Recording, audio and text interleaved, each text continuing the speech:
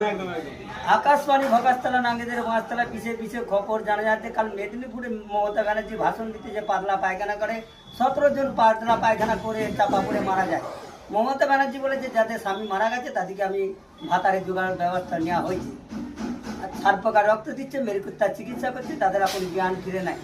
আকাশবাণী ভকাশতলা নাঙ্গেদের বাঁশতলা পিছিয়ে পিছিয়ে খবর জানা যাচ্ছে কাল কতুলপুরের দুর্ঘটনা জানা গেছে। একটা ছেলে চায়ের কাপে ডুবে মারা যাচ্ছিল, একটা মেয়ে হাত ধরে তাকে তোলা হয়েছে, তারা কোনো আরামবাগে হাসপাতালে ভর্তি করা হয়েছে, তারা কোনো জ্ঞান ফেরে নেয়। খেতে কুকুর দিয়ে তার কোনো জ্ঞান ফেরানোর ব্যবস্থা নেওয়া হয়েছে। আকাশবাণী ভকাশতলা নাঙ্গেদের বাঁশতলা পিছিয়ে পিছিয়ে খবর জানা যাচ্ছে একটা চামচিকে জাহাজে ধাক্কা হয়, জাহাজটি উল্টো পাল্টা পড়ে যায়। চামচিটিকে ধরার জন্য মিলিটারি ফৌজ নামানো হয়েছে, এখনও তদন্ত চলছে। আকাশবাণী ভকাশতলা নাঙ্গেদের বাঁশতলা পিছিয়ে পিছিয়ে খবর জানা যাচ্ছে একটা যুবক ছেলে হেঁটে যাচ্ছিল, একটা পায়ের তলায় হাতি লুকিয়ে ফেলে। মমতা ব্যানার্জি বলেছে ওইটা আমরা ভাতারে করলাম। আকাশবাণী ভকাশতলা নাঙ্গেদের বাঁশতলা পিছিয়ে খবর জানা যাচ্ছে একটি মাথা বাঁশতলা দিয়ে পেরিয়ে যাচ্ছিল, একটা বাঁশ পাতা পড়ে